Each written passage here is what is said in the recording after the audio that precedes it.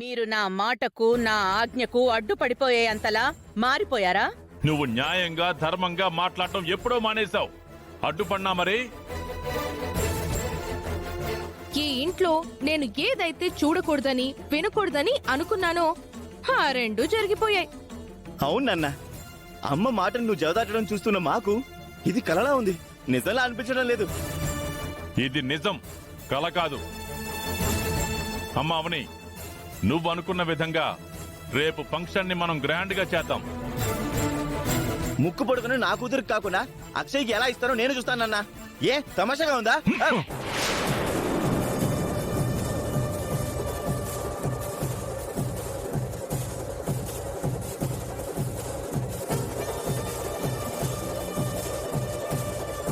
ముక్కు పుడక మా పల్లెటూరులో మా పొలంలో మా తల్లిదండ్రులకి వరంలా దొరికిందిరా.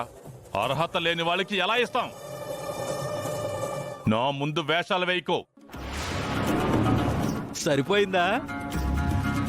ఇంకొకటి కావాలా? రేపు మీరందరూ ఫంక్షన్కి వచ్చే ఏర్పాటు చేస్తాను, చూస్తూ ఉండండి.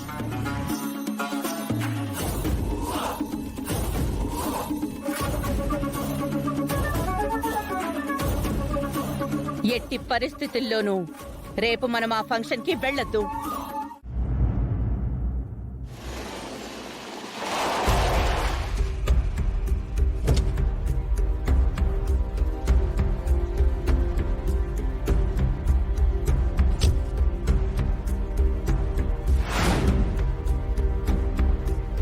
Good morning sir.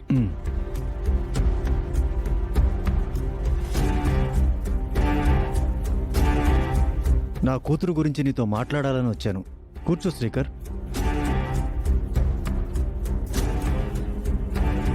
చెప్పండి సార్. మాయ మారిపోయింది గాని పెళ్లి విషయంలో మాత్రం మమ్మల్ని ఇబ్బంది పెడుతుంది.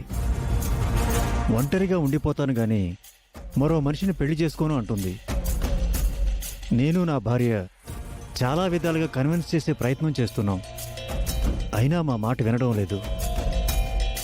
అలా అని మా ప్రయత్నం మేము మానలేము. డబ్బు, ఆస్తులు, అంతస్తులు, కంపెనీలు అన్నీ ఫుల్ఫిల్ చేసిన తండ్రికి తృప్తి, మనశ్శాంతి ఉండదు. కూతుర్ని అత్తారింటికి పంపించడంతోనే తండ్రికి ఉన్న అసలైన బాధ్యత తీరుతుంది. తను గతంలో చేసిన వాటికి ఇంకా పశ్చాత్తాపం చెందుతుంది గాని భవిష్యత్తు గురించి ఆలోచించడం లేదు. అవని తనని ఇంకా నమ్మడం లేదని బాధపడుతుంది. మాయ మరో అబ్బాయిని పెళ్లి చేసుకున్న తర్వాత అవని ఖచ్చితంగా నమ్ముతుంది. మాయ మ్యారేజ్కి గ్రీన్ సిగ్నల్ ఇచ్చేలా నువ్వే మోటివేట్ చేయాలి. నీతో క్లోజ్గా ఉంటుంది కాబట్టి నీ మాట వింటుందని నాకు నమ్మకం ఉంది. నా కూతురికి పెళ్లి చేసే ఈ గండం నుంచి నువ్వు నన్ను బయటపడేశావంటే నాకెంతో మేలు చేసిన వాడు అవుతావు. ప్లీజ్ సార్, మీరు నాకు దండం పెట్టడం ఏంటి? రోజులు బాగాలేవు. రోజు రోజుకి ఆడపిల్లకి పెళ్లి చేయడం తండ్రి గుండెల మీద పెద్ద భారం అవుతుంది. ఆ భారం దించగలిగేవాడు దేవుడు. అటువంటి వాడి కాళ్ళు పట్టుకున్నా తప్పులేదు. నువ్వు నా కూతుర్ని పెళ్లి కొప్పిస్తే నీ కాళ్ళు కడిగి నీళ్లు నెత్తిన చల్లుకుంటాను. అంత మాట అనకండి సార్, నా ప్రయత్నం నేను చేస్తాను. నీ కాలు గురించి ఎదురు చూస్తూ ఉంటాను. మీ నాన్నగారు మీ లైఫ్ గురించి నాతో ఇప్పుడే మీటింగ్ పెట్టారు.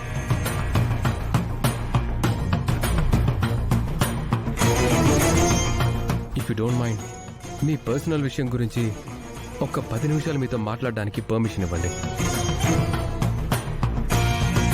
చెప్పు. మీ పేరెంట్స్ మంచి సంబంధం చూస్తారు.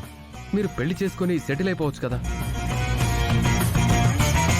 మనిషి తీసుకునే డెసిషన్కి, కాలం తీసుకునే డెసిషన్స్కి మధ్య చాలా గ్యాప్ ఉంటుంది.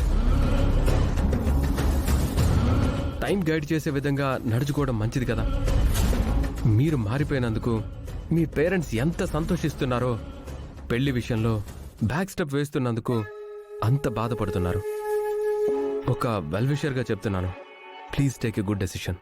నా లైఫ్ పార్ట్నర్ కావాల్సిన వాడు ఇప్పుడు వెల్ విషర్ లాగా మారి ఇలా మోటివేట్ చేస్తూ ఉంటే లోపల చాలా పెయిన్ కలుగుతుంది శ్రీ. లవ్, మ్యారేజ్ అనేవి లైఫ్ లో చిన్న పార్టే తప్ప అవే లైఫ్ కాదు కదా. ఇప్పుడు నేను పెళ్లి గురించి ఆలోచించే మూడ్ లో లేను శ్రీకర్. It's my fate. నేను మొదటగా మనసిచ్చింది నీకు, మ్యారేజ్ చేసుకోవాలనుకున్నది నిన్ను. నేను చేసుకున్న తప్పుల వల్ల నిన్ను మిస్ చేసుకున్నాను. అది నా దురదృష్టం. మనసు నిండా నిన్ను ఆరాధించుకుంటూ తనువుని మరొకరికి ఎలా అప్పగించుకోగలను నేను? అప్పుడు నన్ను నేను మోసం చేసుకుంటూ మరొకరిని మోసం చేసిన దాన్ని కూడా అవుతాను. జరిగిపోయిన మిస్టేక్స్ లైఫ్ లాంగ్ నన్ను వెంటాడుతూనే ఉంటాయి.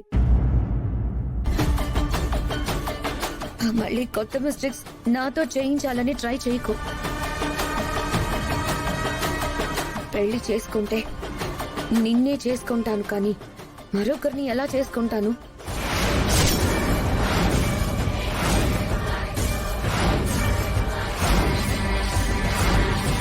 మళ్ళీ అలా మాట్లాడుతున్నారేంటి?